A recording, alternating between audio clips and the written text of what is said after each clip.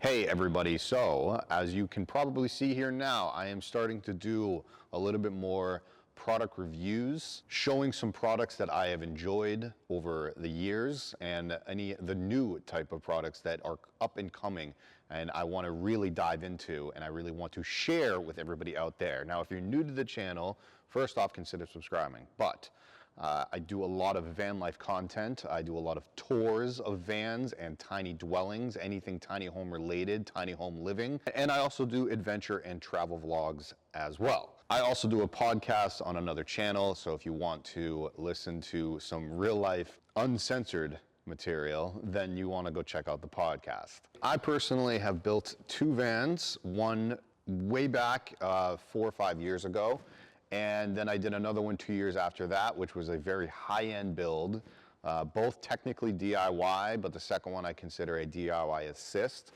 My dad also helped me out with both of them with the construction-wise, and in the second one I used a lot of high-end products. I am now currently doing a third van, which is in a low top, which I'm excited to do. And I'm trying to be as close to budget friendly as possible, which is also why I'm doing this product review today. Somewhere in the middle of all of that, I decided to do an overlanding Jeep Gladiator, which, oh my goodness, opened up my eyes to the overlanding world. And it is amazing as it was, I recently got rid of the Gladiator, and that doesn't mean that I'm not going back to overlanding, because I have recently put a deposit down on the Rivian pickup truck, which I will be making into my own overlanding rig. Very simple for day trips, possibly weekend trips. But that's not what this video is about. This video is about this thing right here, as well as another heating option. It is a heating video. And I will say that it is technically sponsored by Expedition Upfitter, which is the company that actually gave me all of this. Except this, I bought this guy over a year ago, and we're gonna get into that. But they gave me the rest of the other planer heater that you can put into a van, and I'll be putting it into my current van right now.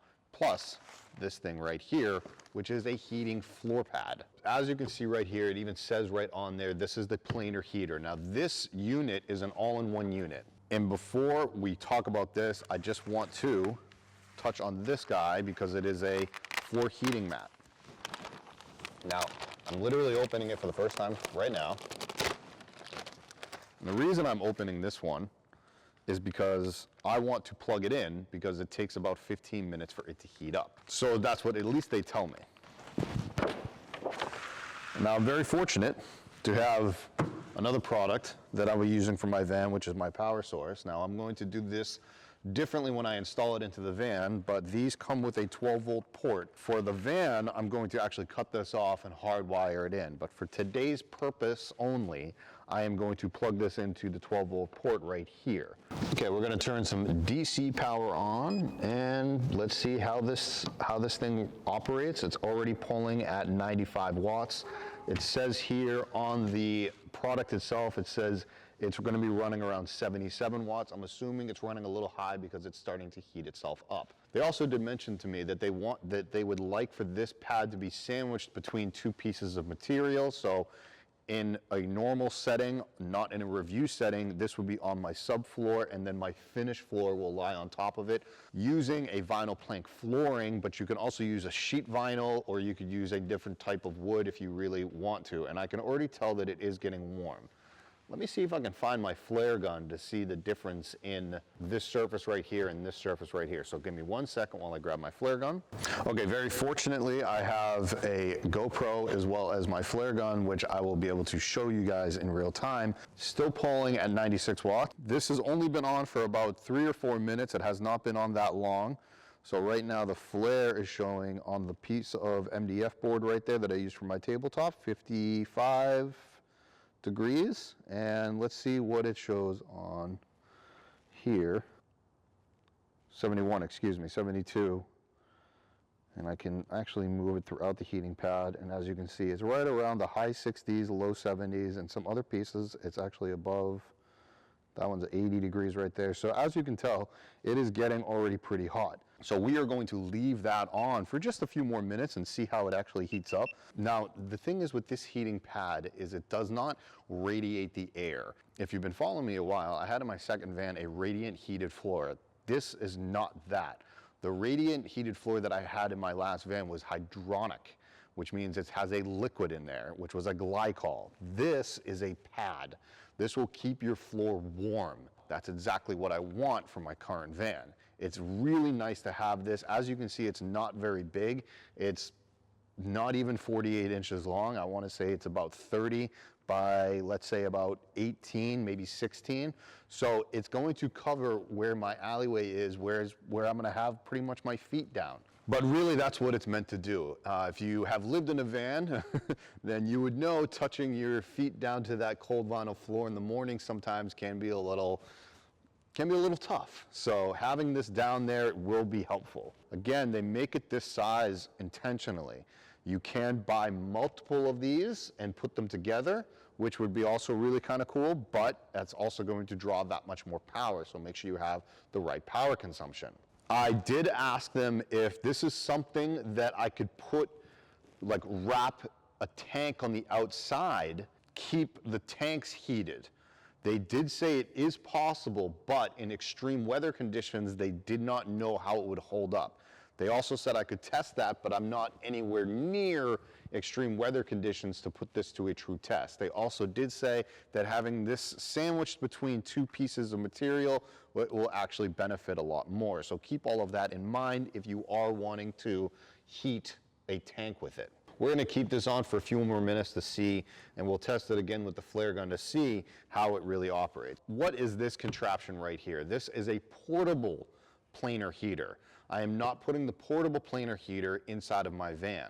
I used the portable planer heater for my tent camping situation, which I had in my Jeep Gladiator. It was phenomenal. There's a diesel tank located in the back, right here. So it pulls diesel fuel into what's inside of here, and then you need to hook it up to a battery to run the fan. This is the exhaust for it back here, and that's why you need to actually have this outside. This is perfect for tent campers or somebody that's possibly in a car and you want to hook it up to a battery source. All the cords are right back here. I don't know if Expedition Upfitter is going to get upset with me on this one, but I do keep all of the cords and things inside, and then when I need it, I'll pull it out. Obviously, you do not want to tip that because of the diesel heater here in the back. If you tip this, then diesel fuel will start to pour out, and you do not want to have diesel fuel everywhere. You want to make sure you keep this upright. First time I have used this heater, 15-degree weather. It worked perfect. I slept like an angel. It was starting to sweat at one point. I had a 30-degree sleeping bag that I was in, plus this heater that I hooked up to my battery source. It actually sips the diesel. The diesel was, I ran it, I want to say for maybe 15 hours, give or take, straight. My battery was barely depleted because it only draws about 4 to 6 amps of power, which is not a lot. Diesel tank was maybe a third of it was used. That is actually the reason why I went with the planer heater again for the new van build.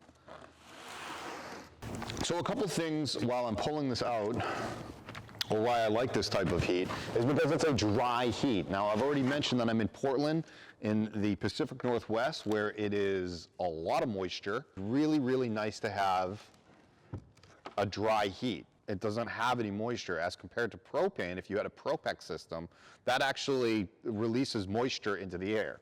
This is technically a high altitude version.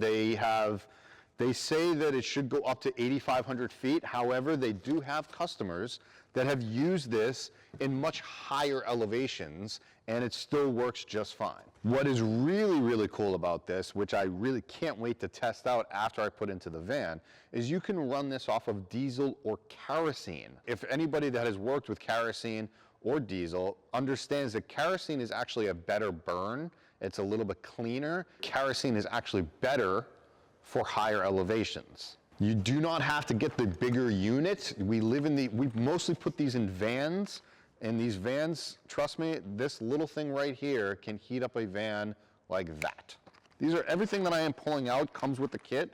It seems like everything is here that we need. And I do plan on doing another video when I do install this into the van. At this point right now, I'm just not ready to put it into the van because I haven't started building my cabinets yet. This is interesting because I actually know that this is the diesel line. This is a very, very small, thin diesel line, and I'll actually show it on a close-up with the GoPro. It is very, very small, and one of the biggest mistakes that DIYers use trying to say, I want a bigger one of these, I need a bigger line, I need a thicker line. This product sips diesel, like I said before, so this is the correct size for the diesel fuel line. Now there's a couple more things in here, but I'm really not going to pull everything out. The only thing that's left in the box is the exhaust, which is the same exhaust right here, but it's kind of buried in there and I don't want to pull it all the way out. So everything you see on the table right now is part of that diesel heater. I've already mentioned that Expedition Upfitter is the distributor of this product, but who makes the planer heater? It's actually made over in Russia. Now, if you understand where Russia is and know anything about Russians, then you'll know that they know cold very, very well. There is another company that makes one over in Germany, I believe, or they originated out of Germany. Well, guess what? I won't say the name of that product, but I think we all know who that product is. I will also mention that the cost of this is very cost effective, which is another reason why I wanted to put it into my van. I wanted to try to be as budget friendly as possible. So the cost of this, I believe, is right around $1,000. All of this is a little bit more because it's portable. The portable diesel is a little bit more, but other than the 4 heating pad, what you see here, this heater, the heating plate, all of that comes in a kit, is right around $1,000, plus shipping, obviously. That is a very, very reasonable price to heat your van. I think heating a van is one of the most important things that we kind of overlook. One of the coolest things about this entire situation, as you can see, that this is going to be a painstaking process for me to install. Not only should you read the instructions that come with every unit, but you also will not void the warranty as a DIYer. So you could look over the instructions, you could do everything that you need to do, and the warranty is still good for 2 years. Now what comes standard, I believe, and I'm trying to, oh, here it is right here. What comes standard is temperature control button, which is very, very simple, and I'll get a close-up here with the GoPro. All you have to do is really just kind of turn dial, and you push the button with fan mode and the heat mode. It's actually the same that is on the portable diesel heater as well. Now what's really cool is Expedition Upfitter also offers, which I think I'm probably going to buy myself, is their like digital readout, which is really kind of cool, and I just want to be bougie and fancy, so I might get one for myself. Typical error codes that may be popping up, actually very simple things. You ran out of fuel, or your fuel tank might be too low.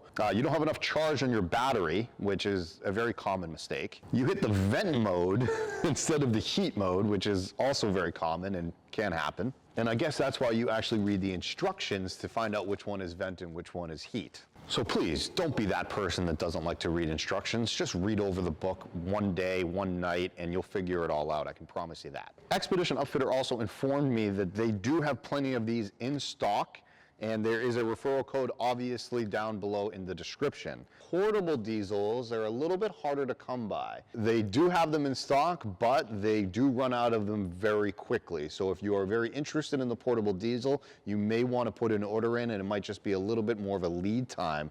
All right, so before I end this video, you may be asking yourself, Jared, we all know that you are putting this in a Ford Econoline, which is very true.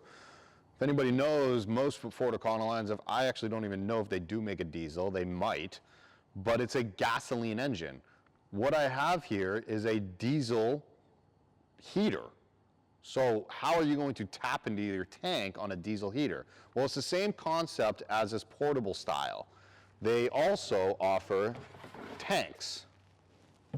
This is the same size tank that is on that portable diesel. They do make a bigger one. I believe this one is a 7-liter. They also make a 13-liter. I don't know the gallon conversions off the top of my head, but I think it's right around 2.5 gallons.